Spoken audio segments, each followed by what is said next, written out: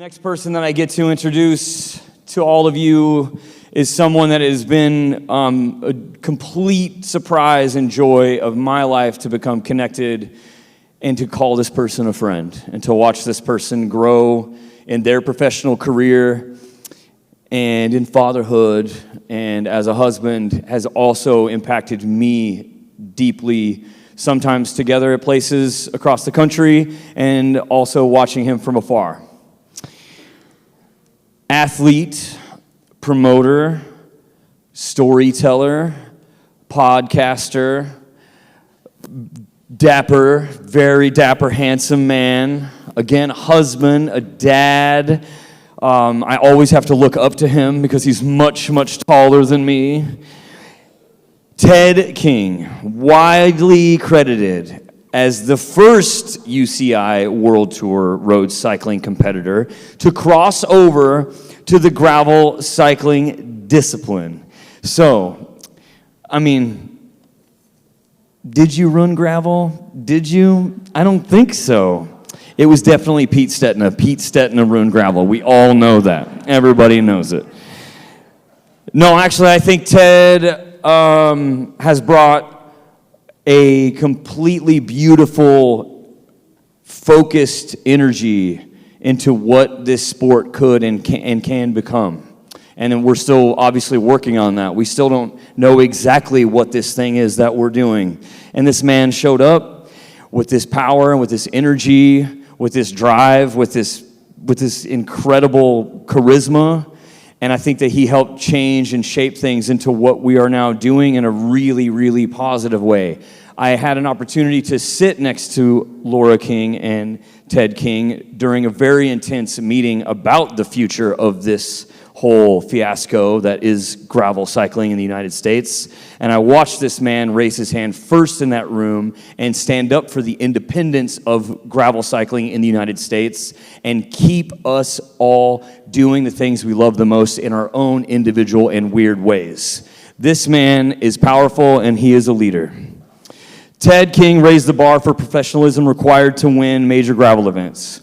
His transition to and success in gravel cycling paved the way for countless other professional cyclists to find their own success in the gravel world. Prior to his transition to gravel, King was a UCI professional road cyclist for 10 years. Once, during the Paris-Roubaix, this man entered the cobbles in first position. That's sick. In that time, he rode for teams including Cannondale Pro Cycling, Liquigas Cannondale, Bissell Pro Cycling, Priority Health, and the United States U23 national team, among others. Early in his career seeking personal success, and then as a domestique working for others, including Peter Sagan, King notched up countless road victories both in the U.S. and in Europe. King's gravel racing palmares include winning Unbound Gravel not once, but 2 times in 2016 and 2018. And victories at SBT Gravel, Grinduro, Rebecca's Private Idaho, Vermont Overland, and Unpaved, among others. He also sent the fastest known time, FKT, in his 2020 victory at the Arkansas High Country Race and helped create and draw attention to the burgeoning Vermont VTXL route across his home state of Vermont.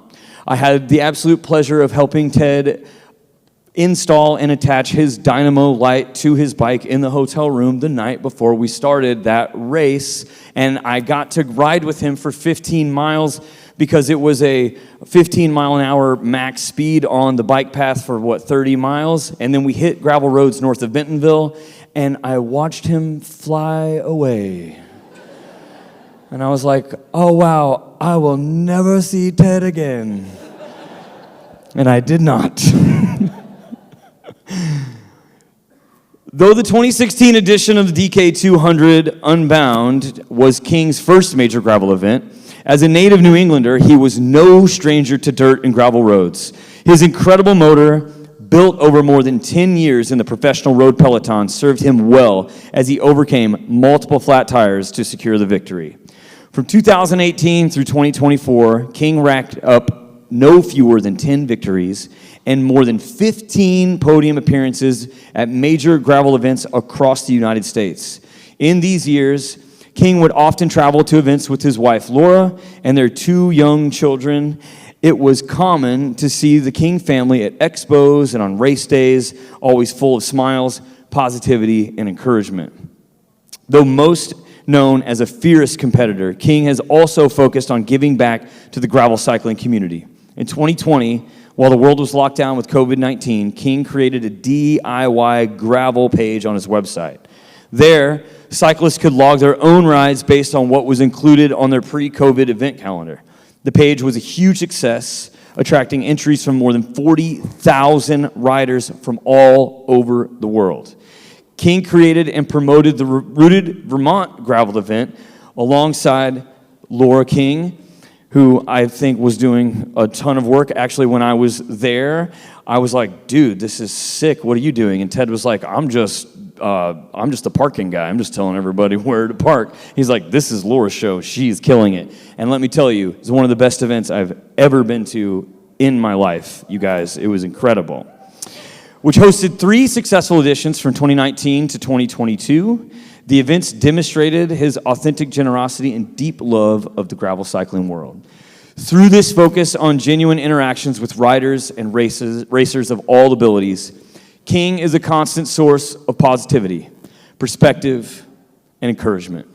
He freely shares the lessons he's learned on his YouTube channel and on his 2 different podcasts, and his humility, sincerity, and professionalism serve as a strong example for aspiring cyclists to emulate.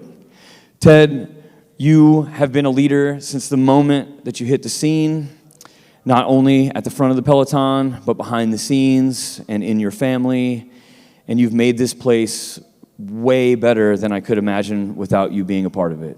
Your contributions will be absolutely felt for a lifetime, and it is my honor to call you a friend. Please welcome 2025, our final Gravel Cycling Hall of Fame inductee, the one and only Mr. Ted King.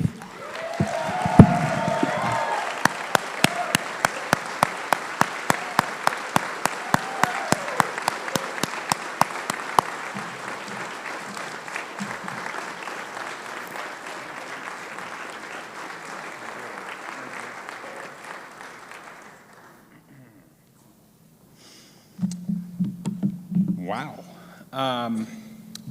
It was a not so random Tuesday about 2 weeks ago that I flew into Tulsa Airport.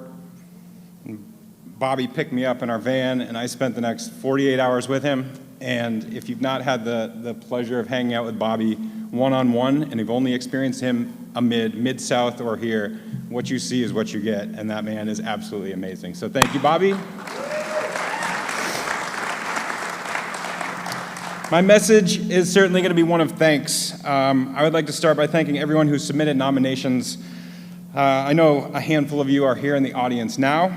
Making it into this hall begins somewhere, and it could easily be argued that it started with your nomination. I'd, of course, like to extend my gratitude to the electors. Those nominations don't go very far without the support of the electors, so thank you very much for those who cast your vote in my favor. A very, very special thanks goes out to Dan Hughes, who's been recognized a couple times, a well-known Hall of Famer, of course, my mentor in my early attempts at this race this very weekend, which helped put me on the gravel map. Dan recently, maybe a year or 2 ago, where are you, Dan, right now? He said, Ted, you are worthy of this hall, but you're not getting in as long as you're still racing. And by my math, in 40 hours, I'm lining up for another race. So anyway, thank you, Dan. A huge thanks goes out to the advisory board, Leland, Toby, Steve, Amanda, Ben, Laura, and of course the very enthusiastic, sincere, loving, hardworking president, Jason. I knew about this hall, but it wasn't until that I attended the induction ceremony last year that I saw how important this entity is. I saw the passion. I continue to see this passion in this group and the energy and the movement that gravel has become since my time began 10 years in this sport, so it is a great, great honor to be here. Now I would like to start or continue with a little bit of show and tell.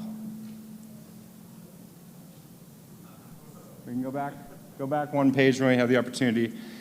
This is my Swayze Central School class of 1995 elementary school yearbook, which is a pretty good looking bit of literature if you ask me, because I drew the cover. Perhaps if we go to the next slide, on account of being voted most artistic by my peers. Yeah,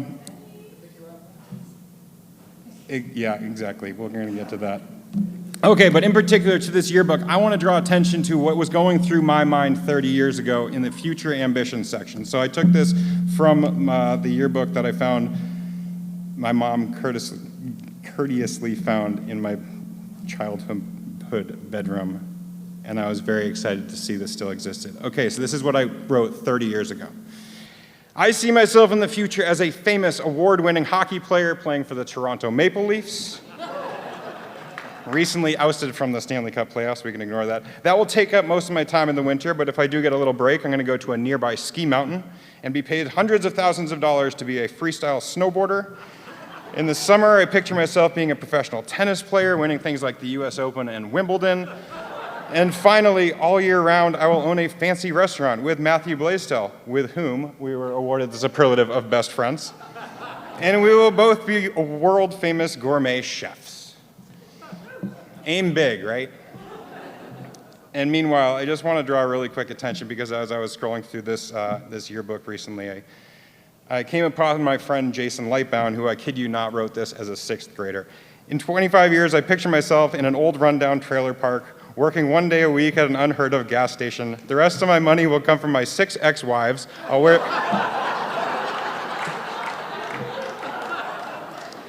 wear the same pair of jeans every day with a white bolo tie and a cowboy hat. I'll have a big screen TV, and I'll sit on the couch, the only piece of furniture in my trailer, and watch TV all day, eating chips and other junk food. I'll have an old beat-up, rusty Chevy pickup with a broken radiator and no muffler. It will also have a gun rack on the back window with a .22 hanging on it, and the only radio station I will listen to is WOKQ 97.5, and my favorite song will be I Left My Exes in Texas. Whether Jason is a comedian these days or living in said trailer, I do not know. At this period in my life, though, 6th grade, I call things pretty normal. My parents were very loving and supportive. My mom looked after a very busy household in raising my brother and me, and my dad was a constant presence too, although he was often off at work diligently, working as he amassed just shy of 25 years in his career as a physician without a single sick day. And I draw particular attention to this period not because I correctly foresaw my future induction into an athletic hall of fame. I just missed the sport in which I'd be inducted. Instead, it was because it was a very impactful period in my life. In particular, I remember my dad planting little nuggets of wisdom as I went out of the door every day. Make it a better day for somebody else, he would say. Your mind is a sponge, Teddy.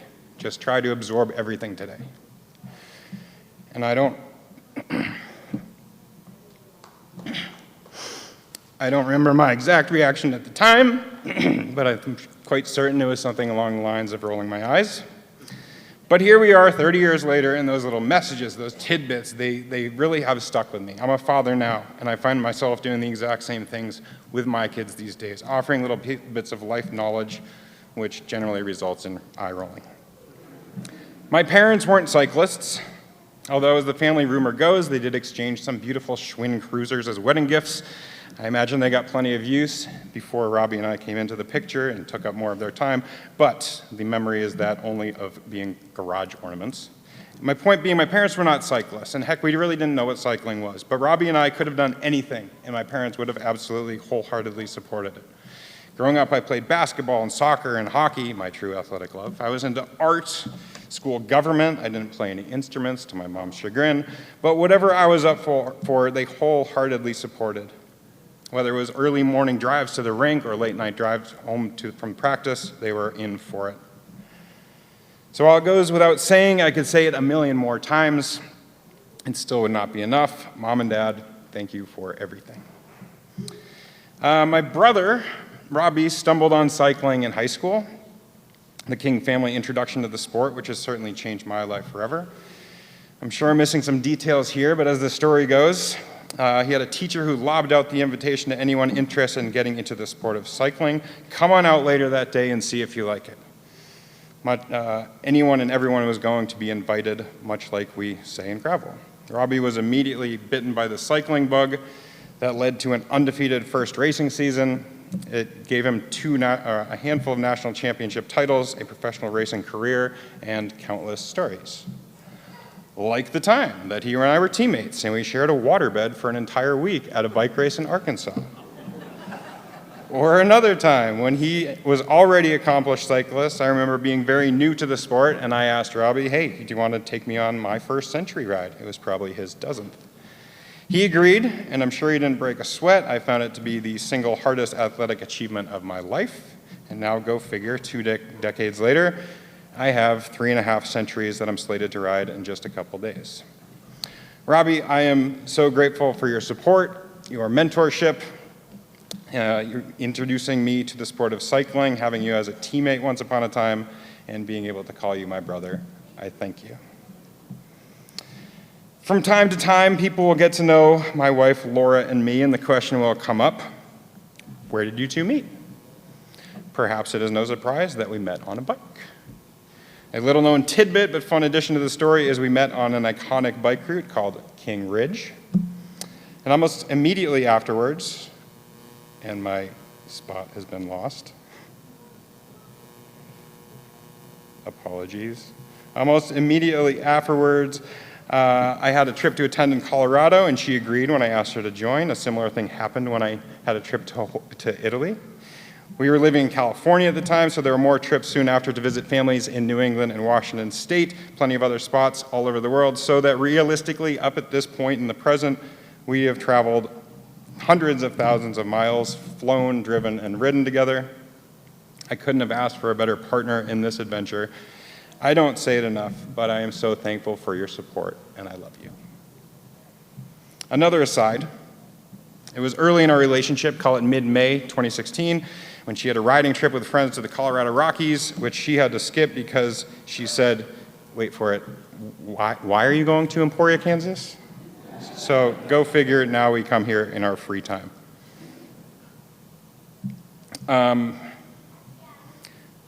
Darn you, phone, I should have printed my notes.